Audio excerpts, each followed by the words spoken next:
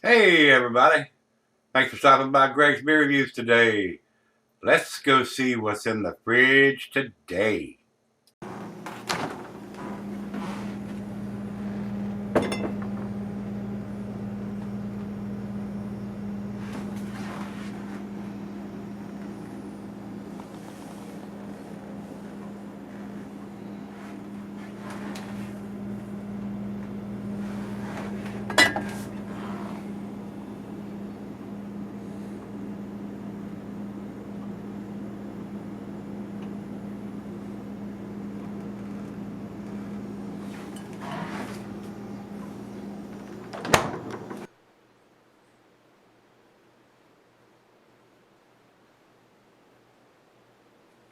Hello everybody, welcome to Gregsbeerreviews today. Thanks a bunch for stopping by.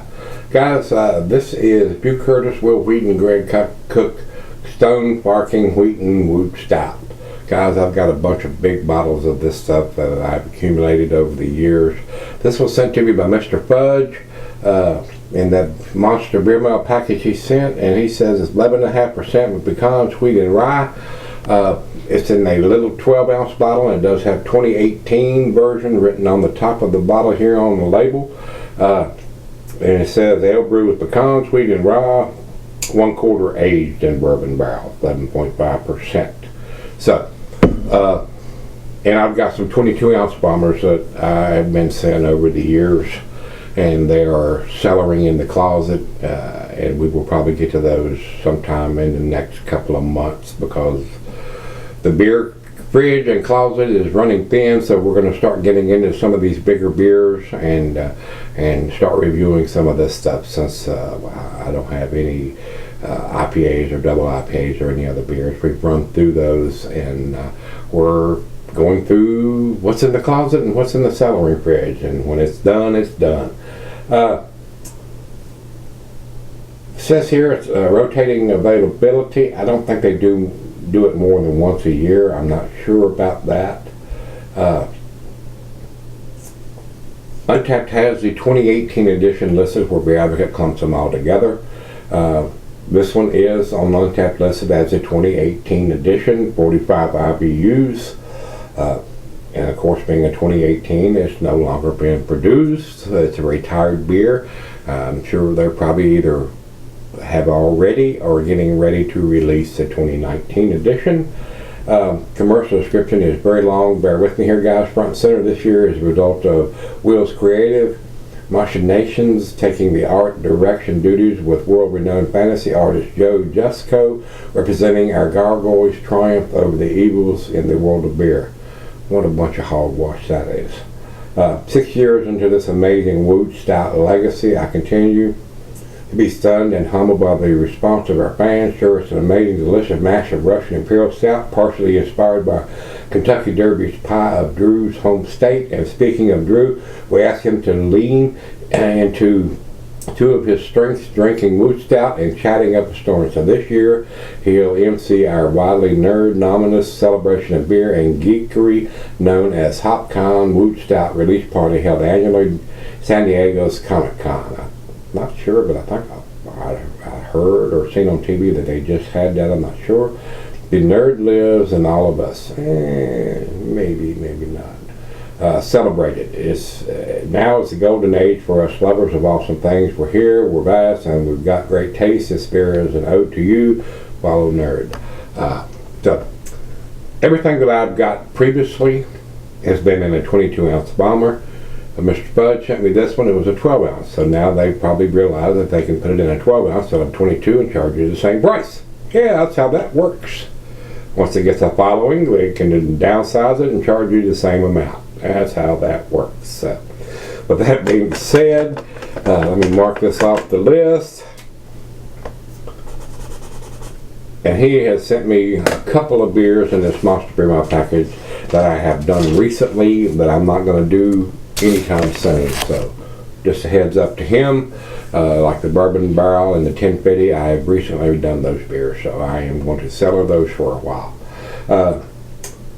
That is all we need to talk about, so let's see what we got in the bottle and see how tasty it is. I have not had one of these yet, so this will be the first one. We're going to do the 2018 first. There are some others in the closet that are older than this, so I may have one of each year. I'm not sure. So the 2018 comes up first.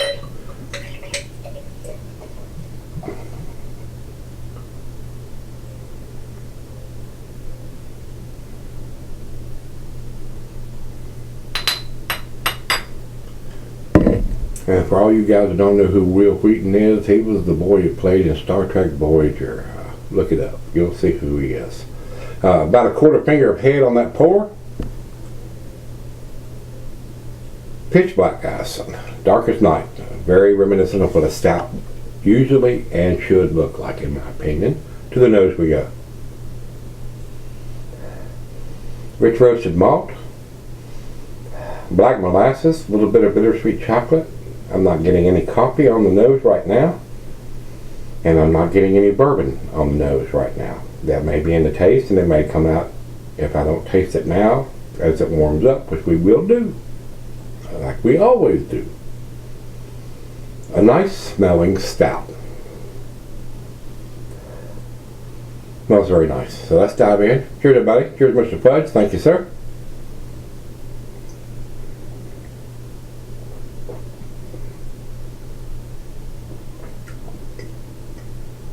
Not much bourbon. If you're looking for a big bourbon barrel version of a beer, this is not it. But it is very tasty.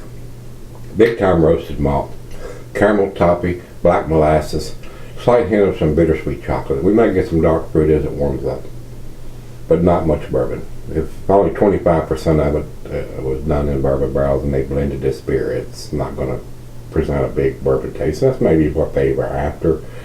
For me, if it says bourbon barrel on the bottle, I want to smell that, I want to taste it. And when I don't, it usually disappoints me.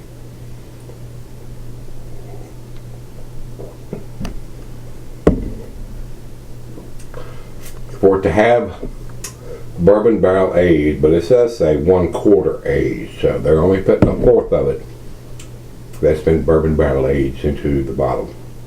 And it's not standing out, it's not prominent. And I'm pretty sure I've not bought one of these. I've had a bunch of them sent to me, like I said. And I don't know if all of them are 1/4 bourbon barrel versions. I would say this is probably not a cheap beer to buy, because I have not purchased one myself. But it would probably be the reason why I would not purchase it. If I can't smell that bourbon or taste that bourbon, I'm not going to pay extra for that bourbon. So, just my opinion though, guys. So let me sip on this. It's right out of the fridge and see what we end up with. I'll be right back.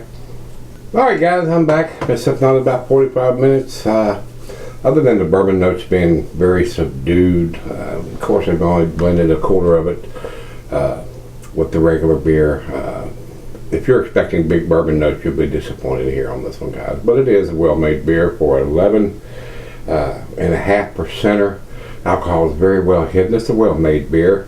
I'm hoping the other ones have a little more bourbon notes, but they probably will not if all of them are 1/4 blended bourbon beers. So would probably be the reason that I wouldn't purchase them, because I know this is not a cheap beer to buy. But it is a decent beer. It's not world class, it's not outstanding to me, but a very tasty final beer of the evening, which it is for me. Very well made. I would like to see more bourbon notes. I wish they'd do 50 or 75% or whatever, so we can smell and taste some of those bourbon notes. Other than that, it is a very enjoyable stout. So, with that being said, let's do the final chug on this one. Very nice aroma, but the bourbon notes are not there, guys, at all. Period. Zero. Zip. Nada. Zilch.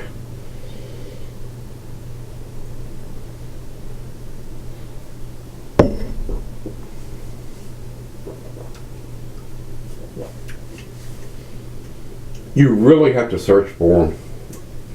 If you do, you might get a slight hint of that bourbon barrel notes on the final chug. I got just a little bit, not much. Not to justify probably what this beer costs. there are a lot better bourbon barrel version beers than this. So, A- for me, guys. I'm going to give it a 92. Over to Beer Advocate, they say 92. So we're in agreement there. And our final check-in, we'll run over to Untappd. They have it at 4.1, also in their A-. So it's unanimous. It's an A- beer, guys. It is definitely worth picking up if you like a Russian Imperial Stout. But if you're expecting big off-the-chain bourbon notes, you will be disappointed. So, with that being said, if you've had the 2018 edition of the Drew Curtis, Will Wheaton, Greg Cook, Stone, Farking, Wheaton, Woot Stout, let me know what you think, guys. Till we meet again, let's go see what's in the fridge.